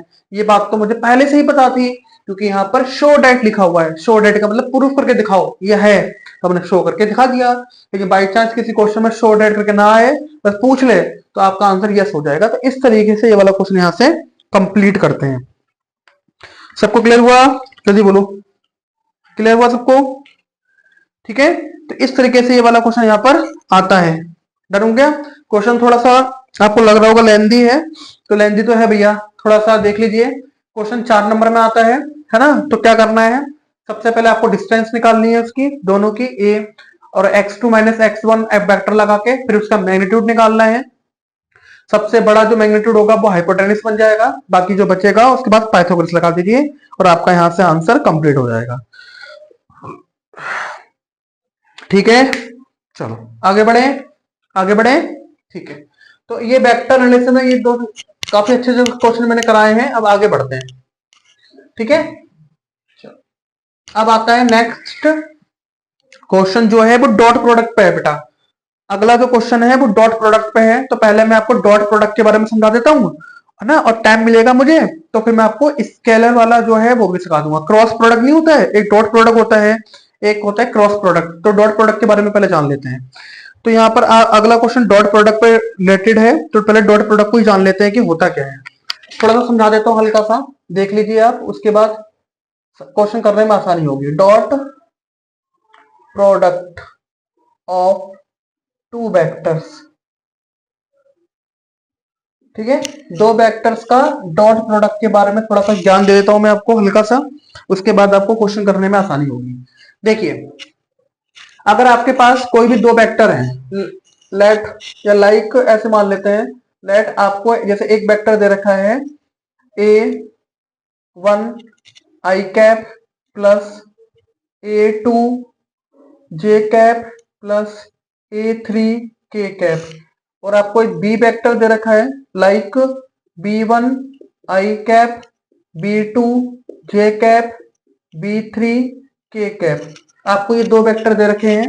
ठीक है। और आपको उसका डॉट प्रोडक्ट निकालना है। तो ए वेक्टर डॉट बी वेक्टर ऐसे शो करते हैं। डॉट को थोड़ा बड़ा बनाते हैं, ध्यान रखना, ऐसे खल लगा के मत आ जाना तो दिखाई ना दे, थोड़ा सा डॉट को बड़ा दिखाना। ठीक है। तो ए डॉट बी करते हैं। तो ए डॉट बी करने का मतलब है आई वाले का आई से करेंगे, जे वाले का जे से करेंगे, के वाले का के से करेंगे। तो ये A1 B1 से करेगा तो A1 डॉट B1, उसके बाद आई डॉट आई हो जाएगा प्लस, फिर ये जे वाला जे से करेगा कॉफीसेट A2 B2, ये बन जाएगा जे डॉट जे। प्लस फिर के वाला कैसे करेगा, प्रोडक्ट A3 डॉट B3, ये बन जाएगा K डॉट K। क्लियर होगी बात। कभी भी अगर आपके पास डॉट दो वेक्टर दे रखे हो और दो वेक्टर का अगर आपको डॉट प्रोडक्ट फाइंड करना हो तो आई वाले कोफिशिएंट को आई से मल्टीप्लाई कर दीजिए, जे वाले को जे से, के वाले को के से, इस तरीके से। समझ में आया? ठीक है, और आगे सुनिए। डॉट प्रोडक्ट में एक बात होती है कि जो आई डॉट आई इक्वल होता है जे डॉट जे, इक्वल होता है के डॉट के। अगर दोनों सेम हैं और आपस में डॉट कर रहे हैं तो उसकी वैल्यू हमेशा 1 होती है। ये बात याद रख लेना, एक नंबर में पूछ लेता है। दूसरी बात, अगर ये आई वाला डॉट करे जे से, या जे वाला डॉट करे के से, या फिर के वाला डॉट करे आई से, या फिर आई वाला प्रोडक्ट करे के से, मतलब एक जैसे नहीं होने चाहिए, अलग अलग होने चाहिए। Dot dot dot so on, एक जैसे नहीं होने चाहिए, अलग अलग अगर आपस में डॉट करते हैं तो इन सबके आंसर कितना आता है, 0 आता है। ये दो बातें सब बच्चों को याद होनी चाहिए, अगर नहीं पता है तो नोट कर लीजिए, वैसे पता ही होंगी। डॉट प्रोडक्ट में एक जैसे जो यूनिट वेक्टर होते हैं, जैसे आई से मल्टीप्लाई करे, जे से करे, के से करे, तो वो 1 आएगा, और अलग अलग होते हैं तो 0 आता है। ठीक है, जैसे यहाँ पर आई से कर रहा है तो इसकी वैल्यू 1 आ जाएगी, जे से कर रहा है तो वैल्यू 1 हो जाएगी, के से कर रहा है तो 1। तो यहाँ क्या बचेगा, A1 B1, A2 B2, A3 B3। तो आपका जो A डॉट B है, जो A डॉट B है वो कितना आ जाएगा, ये आ जाएगा। तो कभी भी अगर आपके सामने दो वेक्टर दे रखे हो तो उसको तुम इस प्रकार से प्रोडक्ट करा सकते हो। क्लियर होगी बात? सबको क्लियर हो गया? ठीक है, चलो जैसे मैं आपको दिखाऊं, एक क्वेश्चन दिखाऊं छोटा सा करके। देखो मिटा देता हूं मैं इसको ना, देखो मैं तुमको एक छोटा सा क्वेश्चन दिखाता हूं करके, ये वाला मिटा दो बेटा, है चलो मिटा देता हूँ, है ना। देखो मैं तुमको एक छोटा सा क्वेश्चन करके दिखाता हूँ हल्का सा। जैसे मान लो यहाँ लिखा है 2i प्लस 3j प्लस के, और यहाँ लिखा है 3i प्लस 2j माइनस का के, ऐसा लिखा है। अब आप इसकी डॉट करना चाहते हैं तो आप क्या करिए, तो आई से प्रोडक्ट करेगा तो 2 3 6, 2 और 3 6 हो जाएगा, आई डॉट आई बन जाएगा, आई डॉट आई बन जाएगा, प्लस 3 दूनी 6, ये भी जे डॉट जे बन जाएगा, प्लस माइनस माइनस 1 इंटू 1 तो 1 ही होता है, तो के डॉट के हो जाएगा। बोलो ठीक है, ये दोनों सेम प्रोडक्ट कर रहे हैं तो इसकी वैल्यू कितनी हो जाएगी, 1 into 1 plus 6 into 1 minus 1 into 1, तो 6 into 1 6, 6 into 1 6 minus 1, then 12 minus 1, then 11, तो प्रोडक्ट कितना आ गया, 11। बस खत्म, आगे समझ में। तो डॉट प्रोडक्ट इस तरीके से करते हैं, बस याद रखना। अगर आई से मल्टीप्लाई करेगा तो उसकी वैल्यू 1 हो जाती है, के से करेगा तो 1, के से जो भी है। ठीक है, डन। चलो अब डॉट प्रोडक्ट में एक बात और सुन लेना। डॉट प्रोडक्ट में एक फॉर्मूला आता है, इससे बहुत सारे क्वेश्चन बनते हैं। A vector dot b vector is equal to magnitude of a vector magnitude of b vector cos theta.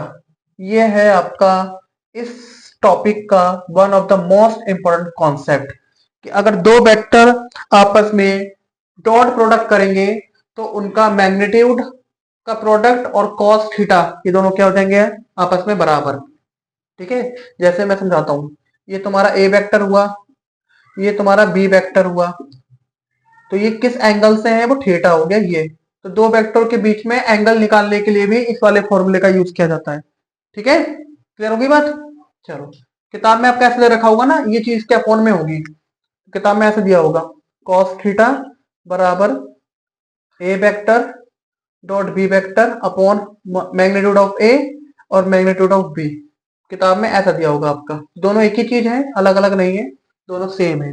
अगर दोनों वेक्टर आपस में डॉट करेंगे, magnitude of a magnitude of b dot cos theta हो जाएगा। बोलो यहाँ तक बात पसंद आ गई? जल्दी बोलो भाई, तुम बोलते नहीं हो यार, बड़ी दिक्कत है तुम्हारे साथ। ठीक है, डन। चलो अब यहाँ पर एक दो केस ले लेते हैं, फिर मैं आपको समझाता हूँ। लास्ट है टॉपिक, ये खत्म हो जाएगा फिर टॉपिक ये वाला, डॉट वाला। इधर समझ आ गया ना। पहला, if theta is equal to 0 degree, अगर थीटा क्या हुआ, 0 हुआ, देन इसे इक्वेशन 1 बोल दीजिए। देन फ्रॉम इक्वेशन 1 अगर थीटा 0 हुआ तो यहाँ 0 रख दीजिए। तो फिर a vector dot b vector क्या मिल जाएगा आपका, magnitude of a vector magnitude of b vector cos 0। और कॉस 0 डिग्री की वैल्यू कितनी होती है, कॉस 0 डिग्री की वैल्यू कितनी होती है, 1 होती है। तो यहाँ पर क्या मिल जाएगा, a vector dot b vector is equal to mod of a mod of b. ये हो जाएगा आपका फाइनल आंसर। ये क्वेश्चन पेपर में एक एक नंबर के बन जाते हैं। आपसे बोल देगा कि थीटा क्या हो जा रहा है, 0 हो जा रहा है। अच्छा, थीटा 0 होने का क्या मतलब होता है, इसको भी समझ लो। ये वाला पार्ट मिटा दूं, ये वाला पार्ट मिटा देता हूं ना। देखो देखो, हाँ, थीटा अगर 0 है तो इसका मतलब ये हुआ कि दोनों के दोनों वेक्टर, है ना, थीटा 0 है तो इसका मतलब क्या हुआ कि दोनों के दोनों वेक्टर कैसे होंगे, एक दूसरे के पैरेलल होंगे। कैसे होंगे, पैरेलल होंगे। तो कहने का मेरा मतलब ये है कि अगर, सुनो मैं दोबारा बोल देता हूं, क्वेश्चन ये है कि अगर दो वेक्टर हैं, ए वेक्टर और बी वेक्टर, और वो दोनों के दोनों वेक्टर एक दूसरे के पैरेलल हैं, एक दूसरे के समांतर हैं, एक दूसरे के समांतर वेक्टर हैं, तो थीटा की वैल्यू क्या हो जाएगी, 0 हो जाएगी। और थीटा की वैल्यू अगर 0 हुई तो उनका जो डॉट प्रोडक्ट है वो उनके मैग्नीट्यूड के प्रोडक्ट के बराबर हो जाएगा। क्लियर हो गया। इस रिजल्ट को याद कर लीजिएगा।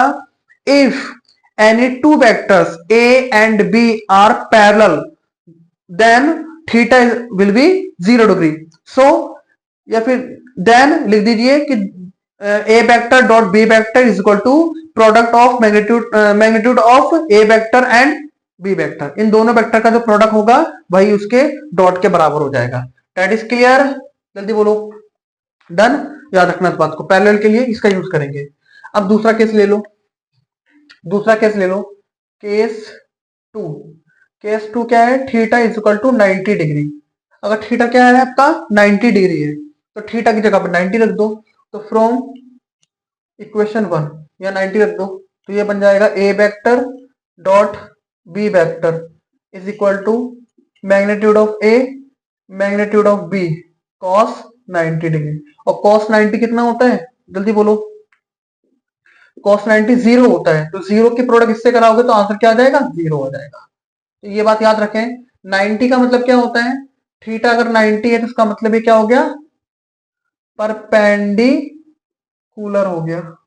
दोनों के दोनों वेक्टर कैसे हैं, परपेंडिकुलर हैं। तो अगर दोनों वेक्टर ए और बी, अगर दोनों के दोनों वेक्टर एक दूसरे के परपेंडिकुलर हैं, अर्थात theta is equal to 90 degree है, तो ऐसे केस में, तो ऐसे केस में इन दोनों वेक्टर का जो प्रोडक्ट होता है, डॉट प्रोडक्ट होता है, उनका आंसर 0 आता है। ये जो मैंने बोला रिजल्ट सबको समझ में आ गया, सबको समझ में आ गया। इस रिजल्ट से क्वेश्चन बन जाते हैं। यहां तक बताओ बात समझ में आई या नहीं आई, जल्दी देख के बताओ। यहां तक देख के बताओ सब बच्चे जल्दी से। क्लियर हो गया ना, ठीक है। चलो बता दें, बता देते हैं। तो डॉट प्रोडक्ट बस इतना ही था, है ना, डिटेल से। भाई ये बहुत है, इतना इतना तो पढ़ के जाओ भाई, है ना, इतना तो पता होना चाहिए आपको। सारे क्वेश्चन अटेम्प्ट हो जाएंगे इतनी इतनी से ज्ञान में। ठीक है, बहुत अच्छे से एक्सप्लेन कर दिया मैंने इसको। चलो अगला क्वेश्चन देख ले एक। चलो यहां तक पूछ लेना, कोई दिक्कत होगा तो।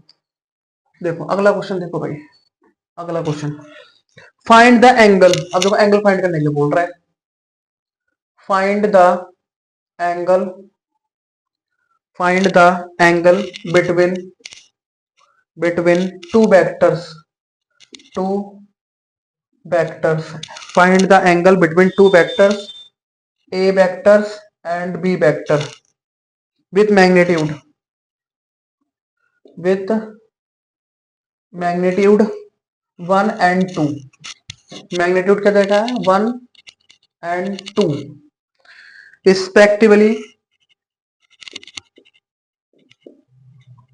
respectively, and when a vector dot b vector is equal to 1। देखो ये क्वेश्चन है, अभी मैंने आपको जो ज्ञान दिया, अभी मैंने आपको जो ज्ञान दिया उसी ज्ञान पर डिपेंड क्वेश्चन है ये वाला। Find the angle between two vectors. आपको दो वेक्टर दिए हैं, एक ए वेक्टर है, एक बी वेक्टर है, और इन दोनों वेक्टरों के द्वारा जो एंगल बन रहा है उस एंगल को तुम्हें फाइंड करना है। अगर इन दोनों वेक्टर का मैग्नीट्यूड क्या दे रखा है, 1 एंड 2 दे रखा है, इस वेक्टर का क्या दे रखा है आपको, मैग्नीट्यूड 1 एंड 2 दे रखा है, तो हाँ 1 एंड 2 दे रखा है रिस्पेक्टिवली, जब उन दोनों का प्रोडक्ट कितना है, 1 है, तो मैग्नीट्यूड दे रखा है, डॉट दे रखा है, तो बस एंगल निकालना है। बहुत आसान क्वेश्चन, बहुत ही आसान क्वेश्चन। गिवन क्या है, गिवन है मैग्नीट्यूड ऑफ ए वेक्टर का मैग्नीट्यूड 1, बी वेक्टर का मैग्नीट्यूड 2, दोनों का प्रोडक्ट दे रखा है, dot product a vector dot b vector, answer will be 1। क्या करना है, फाइंड करना है, क्या फाइंड करना है, एंगल मतलब थीटा फाइंड करना है, क्वेश्चन मार्क, सही है, क्वेश्चन मार्क। फॉर्मूला क्या था, फॉर्मूला मैंने आप सब बच्चों ने फॉर्मूला पढ़ा है, बचपन से पढ़ते आ रहे हो formula, a vector dot b vector is equal to magnitude of a magnitude of b cos theta. बोलो पढ़ता नहीं पढ़ता हो बचपन से। इन दोनों का डॉट कितना है, 1, तो यहाँ 1 आ गया, मैग्नीट्यूड ऑफ ए 1, इसका 2 कॉस थीटा, तो 1 equal 1 into 1 sorry 2 into 1 2 cos theta, ये इसके अपॉन में जाएगा, तो कॉस थीटा विल बी 1/2। तो कॉस में 1/2 किसकी वैल्यू होती है, जल्दी बोलो, कॉस में 1/2 किसकी वैल्यू होती है, ये होती है किसकी, बोलो किसकी होती है, 60 की होती है 60 की होती है, हाँ, तो क्या हो जाएगा, π/3 हो जाएगा, कॉस से cos cancel, theta is equal to π/3। इसका मतलब उन दोनों वेक्टर के बीच में एंगल कितने का होगा, π/3 का होगा। बताओ कुछ हुआ क्वेश्चन था, क्या था ये, बोलो हुआ क्वेश्चन था, ये हुआ क्वेश्चन था, बताओ, अरे बताओ भैया, हुआ क्वेश्चन था क्या ये, बिल्कुल नहीं सर, ठीक है। तो इस तरीके से ये वाला क्वेश्चन यहां से complete, find the angle between this, ठीक है, सही है। चलो बता दें अगला, चलो अगला क्वेश्चन, फाइंड द एंगल। देखो अगला क्वेश्चन भी एंगल निकालने वाला है, लेकिन थोड़ा सा अलग है, इससे अलग है, इतना समझ आ गया ना। चलो ये क्वेश्चन भी आ जाते हैं, एक ही नंबर पूछ लेता है। अगला क्वेश्चन, फाइंड एंगल, अगला क्वेश्चन क्या है, find angle, find angle theta, आपको थीटा फाइंड करना है बिटवीन बिटवीन द वेक्टर्स, कौन कौन से वेक्टर है, एक ए वेक्टर है जिसकी शक्ल कैसी है, जिसकी शक्ल आई cap plus j cap minus के कैप टाइप की है, एंड जो बी है उसकी शक्ल कैसी है, उसकी शक्ल आई कैप माइनस जे कैप प्लस के कैप, ठीक है, बस हो गया, ये क्वेश्चन है फाइंड द एंगल। ये दो वेक्टर दे रखे हैं और इन दोनों वेक्टरों के बीच का आपको एंगल फाइंड करना है। चलो निकाल दो सॉल्यूशन, सॉल्यूशन तो बना नहीं है, चलो देखो, सबसे पहले a vector dot b vector is equal to magnitude of a magnitude of b cos theta, सब बच्चे जानते हैं, सब बच्चे जानते हैं, जानते हैं, बस निकाल दो, क्या चाहिए तुम्हें लाइफ में, और ए डॉट बी चाहिए क्या चाहिए लाइफ में, ए डॉट बी चाहिए लाइफ में है, तो ये ए हो गया, ये बी हो गया, तो पहले इनका डॉट कराओ। चलो डॉट करना मैंने तुम्हें सिखाया है, ए डॉट बी, ए क्या है, ए है तुम्हारा आई कैप आई जे कैप माइनस के कैप, डॉट बी क्या है, आई कैप जे कैप के कैप, इसका डॉट कराओ, इसका डॉट कराओगे तो आई आई से डॉट करेगा, आई आई से डॉट करेगा तो 1 आता है, अरे समझदार हो गए बच्चे, प्लस माइनस माइनस, जे जे से करेगा तो 1 होता है, के से करेगा तो अगेन 1 होता है, देखो समझ आ गया। चलो एक -1 से +1 कैंसिल, कितना बचा, -1, इसका मतलब ए डॉट बी कितना आ गया, -1 आ गया, बहुत ही सुंदर। ए वेक्टर का मैग्नीट्यूड निकालो, अंडर रूट कोफिशिएंट आई कोफिशिएंट जे और कोफिशिएंट ऑफ की, इसका स्क्वायर कर देना है 1 2 3 है ना, 1 2 का 4 यानी कि 1 2 का 3 है। चलो अब मैग्नीट्यूड ऑफ बी निकाल दो। ये कैसे निकालेंगे, अंडर रूट बी कितना है, आई का हो जाएगा 1, तो 1 का स्क्वायर प्लस जे हो जाएगा -1 का स्क्वायर और यहाँ हो जाएगा 1 का स्क्वायर देन √3। तो मैग्नीट्यूड भी आ गया, डॉट प्रोडक्ट भी आ गया, अब क्या रह गया, अब कुछ नहीं रह गया। फ्रॉम इक्वेशन 1, अब पहले इक्वेशन में पटक दो, ए डॉट बी को पटक दो, मैग्नीट्यूड को पटक दो। ए डॉट बी कितना है, ए डॉट बी -1, यहाँ आ जाएगा -1। मैग्नीट्यूड ऑफ ए कितना है, √3, तो √3 आ जाएगा।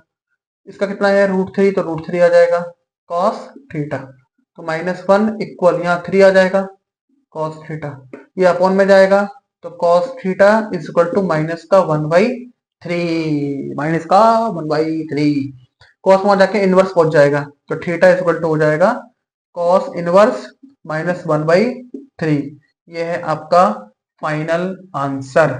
तो दो वेक्टरों के बीच का एंगल इस तरीके से यहाँ पर फाइंड करते हैं। बताओ क्लियर, बोलो बच्चों, अरे कुछ तो बोलो, मुंह तो खोलो। ठीक है, बोलो बोलो जल्दी बोलो, ठीक है यहाँ तक बात, बिल्कुल परफेक्ट बात, डन। चलो अगला, अगला करें, चलो मिटा दूं, ठीक है इसे मिटा देते हैं। अब अगले क्वेश्चन पे, यहां तक सबको समझ आ गया होगा ना, आसान क्वेश्चन थे, कुछ नहीं है इसमें। नेक्स्ट, नेक्स्ट क्या है, if a vector is equal to 5i minus का j माइनस का 3k and b vector is equal to i plus 3j minus का 5k, ठीक है, then show that the vectors a vector plus b vector and a vector minus b vector are perpendicular। बहुत ही जबरदस्त question, इस पे लगाओ most most most important. Perpendicular के लिए क्या था, परपेंडिकुलर का मतलब क्या था, बताओ जल्दी बताओ, बताओ, ज्यादा हीरो बनते हो और अपने आप को बताओ क्या था परपेंडिकुलर के लिए। परपेंडिकुलर के लिए था sir a vector dot b vector is equal to 0। अभी बताया मैंने पीछे, अगर आपको परपेंडिकुलर दे रखा है तो इसका मतलब इन दोनों वेक्टर का डॉट कितना आना चाहिए, इन दोनों वेक्टर का डॉट 0 आना चाहिए। अगर दोनों वेक्टर का डॉट 0 आ गया, परपेंडिकुलर हो गया, खत्म कर दिया शो हमने। ठीक है, चलो कैसे करोगे बताओ जल्दी से, जब तक वीडियो सही चल रही है, कोई दुख तकलीफ नहीं चल रही है वीडियो में, नहीं सर नहीं चल रही है कोई दुख तकलीफ, ठीक है डन। चलो सबसे पहले देखो क्वेश्चन, जो क्वेश्चन में आपको ए दे रखा है, क्वेश्चन में आपको बी दे रखा है और आपसे शो करने के लिए बोल रहा है कि इनका सम और इनका डिफरेंस दोनों कैसे हैं, परपेंडिकुलर है इन दोनों का। चलो सॉल्व कर देते हैं, सॉल्यूशन, इनका सम, इनके सम को मैं ए वेक्टर बोल देता हूं, ठीक है, इसके सम को क्या बोल देता हूं, ए वेक्टर प्लस बी वेक्टर, इसके सम को मैं ए बोल देता हूं। तो ए प्लस बी करो, ये ए है ये बी है, इसको सम करो, 5 और 1 6 हो गया, तो 6i हो जाएगा, -1 प्लस 3 तो प्लस का 2j हो जाएगा, माइनस का 3 माइनस का 5 तो माइनस का 8k हो जाएगा। देखो सही है, सही है। डिफरेंस को बी बोल देता हूं, b vector a vector minus b vector, इनके डिफरेंस का मैं बी बोल देता हूं। ए 5 माइनस ए तो 4 बचेगा, -1 -3 -4 बचेगा, -3 माइनस माइनस प्लस, तो प्लस का 2k बचेगा। देखो सही है, इतनी मैथ तो आनी चाहिए भाई, 12th में हो तुम। चलो, ये मुझे a मिल गया, ये मुझे b मिल गया। क्या निकालना है? परपेंडिकुलर। परपेंडिकुलर के लिए क्या करते हैं? इन दोनों वेक्टर का डॉट निकालते हैं। a वेक्टर डॉट b करो। इसका आंसर अगर 0 आ गया तो आप समझ जाना कि परपेंडिकुलर है। 0 नहीं आया तो क्वेश्चन में गड़बड़ है। फिर a तुम्हारा ये हो गया, b तुम्हारा ये हो गया, तो 6 इंटू 4 6 चौक 24 होता है। i इंटू आई हो जाएगा, डॉट आई हो जाएगा, प्लस माइनस माइनस, 4 दूनी 8, जे डॉट जे हो जाएगा, प्लस माइनस माइनस 8 दूनी 16, के डॉट के हो जाएगा। ठीक है, तो कितना हो गया? 24। आई इंटू आई तो 1 ही होता है, इंटू 1, 8 इंटू 1 16 इंटू 1, तो कितना हो गया? 24 माइनस 8 माइनस 16, तो 24 माइनस 16 और 8 कितना होता है? 24 होता है सर। तो 24 माइनस 24 0। इसका मतलब ये क्या हो गया? ये हो गया परपेंडिकुलर। कूलर हो गया ये है। ये हो गया शो आपसे कि अगर दो वेक्टर आपको दे रखे हैं और उन दोनों वेक्टर का प्रोडक्ट 0 आता है। क्या आता है? 0। अगर दो वेक्टर का प्रोडक्ट 0 आता है तो इसका मतलब वो दोनों वेक्टर क्या हो गए? परपेंडिकुलर हो गए। ठीक है, और अगर इन दोनों वेक्टर का प्रोडक्ट इनके मैग्नीट्यूड के प्रोडक्ट के बराबर हो जाता तो दोनों वेक्टर पैरेलल हो जाते। ठीक है, थक गया पढ़ा पढ़ा के। तो यहां से ये डॉट वाले क्वेश्चन तो फिनिश हुए। चलो, और क्वेश्चन देखें? यस सर, और क्वेश्चन देखें? चलो एक क्वेश्चन और देखते हैं। बता दूं? चलो बता देता हूं। अब अगले क्वेश्चन में पढ़ते हैं।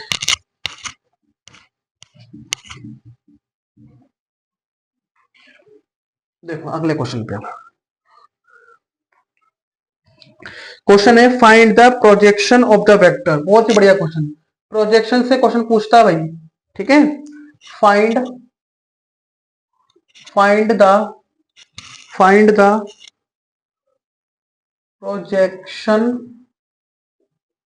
find the projection of the vector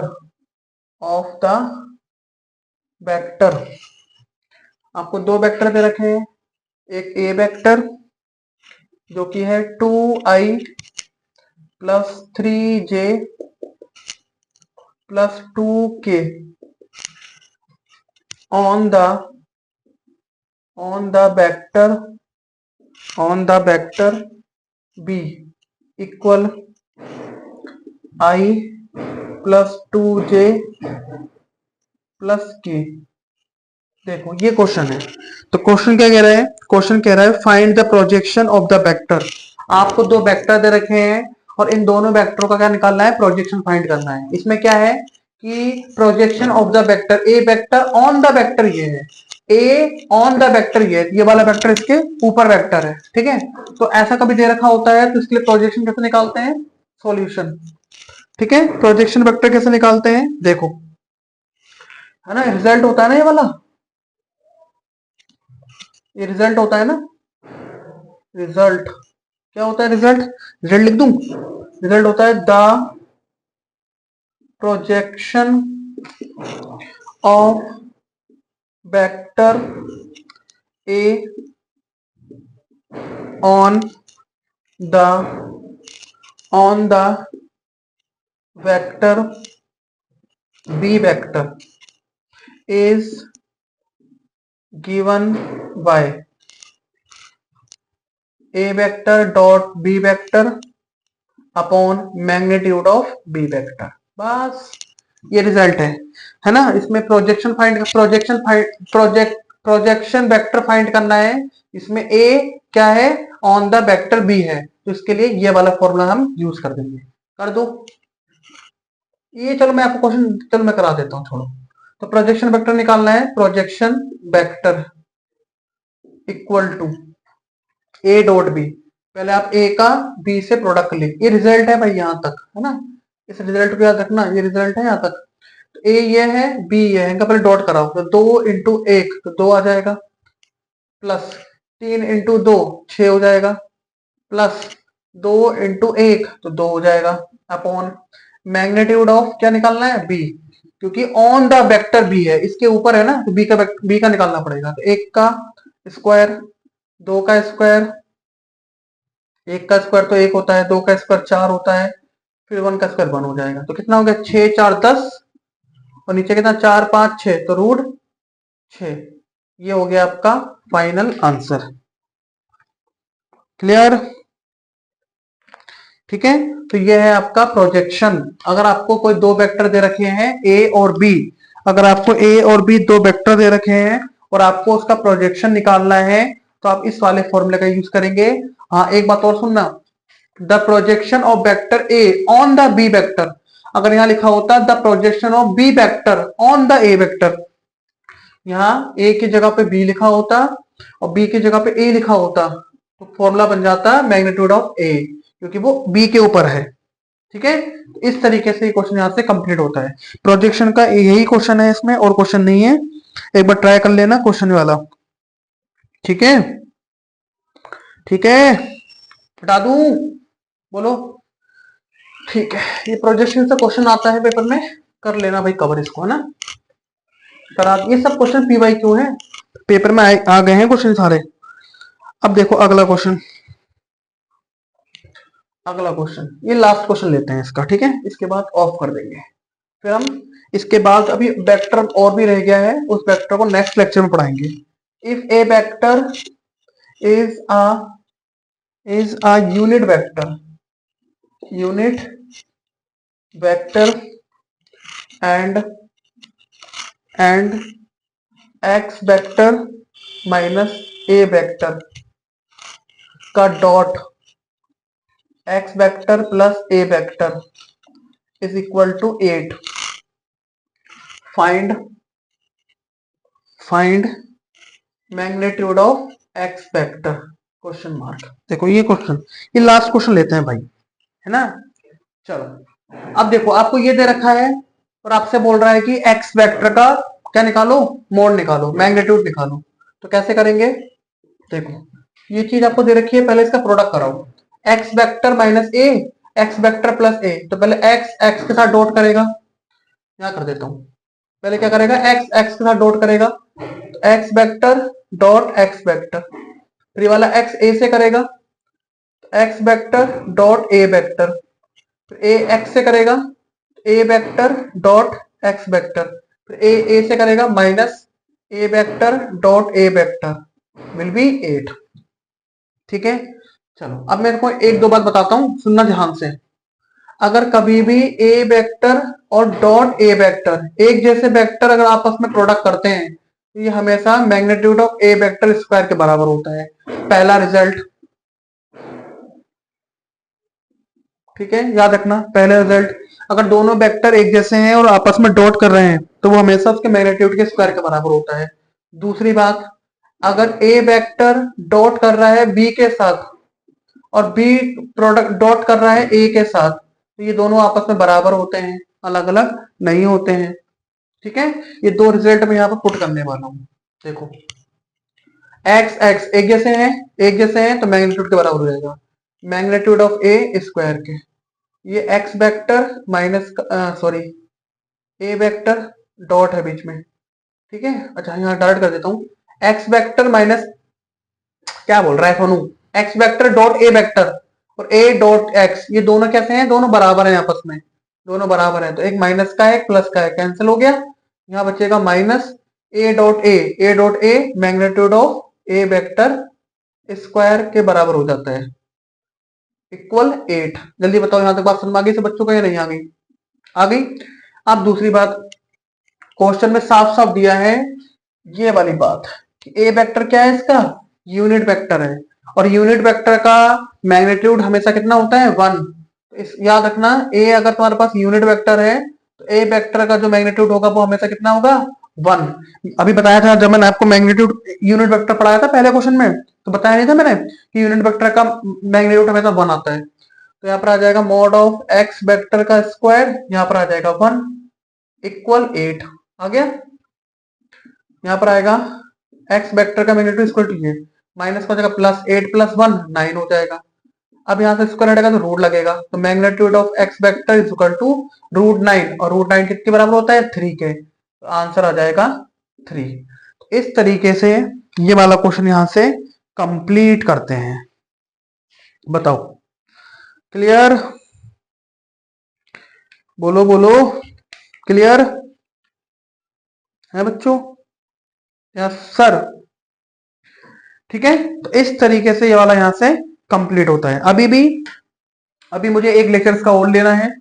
ठीक है, तो इस वाले लेक्चर के लिए आज हम इतना ही रखते हैं, बाकी जो आगे का है इसका हम नेक्स्ट लेक्चर में कवर करेंगे। सभी बच्चे कमेंट जरूर करा करो बेटा, कमेंट से ये है मुझे पता लगता है कि तुम लोग जो है चीजों को अच्छे से पढ़ रहे हो या नहीं समझ रहे हो। ठीक है, तो कमेंट करते रहें, कहीं दिक्कत होगी तो पूछते रहें। और ये अभी मैंने पहला लेक्चर बनाया है, एक अगला लेक्चर में और बनाऊंगा, उसमें मैं आपको क्रॉस प्रोडक्ट के बारे में बताऊंगा, एक्सरसाइज के कुछ क्वेश्चन है, मिसलिनियस के भी कुछ क्वेश्चन है ना, तो उस क्वेश्चन को भी अच्छे से कवर कराएंगे। तो आज का लेक्चर बहुत इंपॉर्टेंट है, इसके बिना आप इसके अगला वाला लेक्चर नहीं समझ पाएंगे, ध्यान रखना। तो अगला वाला लेक्चर अटेम्प्ट करने से पहले ये वेक्टर वाला लेक्चर बहुत अच्छे से अटेम्प्ट करने से बच्चे। ठीक है, तो गाइस बस आज का ज्ञान काफी, बाकी ज्ञान नेक्स्ट टाइम। और अगर आपको मेरी वीडियो अच्छी लग रही है तो प्लीज चैनल को सब्सक्राइब करें, वीडियो को लाइक करें। अगर वीडियो अच्छी नहीं लग रही है तो डिसलाइक करें, कोई प्रॉब्लम नहीं है मुझे। ठीक है, अच्छी लग रही है तो लाइक करें, अच्छी नहीं लग रही है तो डिसलाइक करें। और जहां भी प्रॉब्लम हो रही है और वीडियो क्यों बेकार लगी आपको, वो रीजन भी आप मुझे कमेंट करके बताएं, है ना। और कुछ सुधार करना है किसी चीज में तो वो भी मुझे बताएं। विजिबिलिटी क्लियर होती है सभी को, मेरी वॉइस सबको समझ में आती है नहीं आती है, प्लीज मुझे जरूर बताएं कमेंट करके कि क्या सीन है क्या सीन नहीं है। वीडियो क्वालिटी अगर तुम्हें थोड़ी सी बेकार लग रही है तो थोड़ा सा हाई कर लेना वीडियो क्वालिटी, कोई दिक्कत नहीं है। 1080 उड़ा देना, सामने आ जाएगा पूरा अच्छे से क्लियर दिखाई देगा। ठीक है, तो बाकी आज के ज्ञान काफी, बाकी ज्ञान नेक्स्ट टाइम। ठीक है, thank you so much guys, bye bye.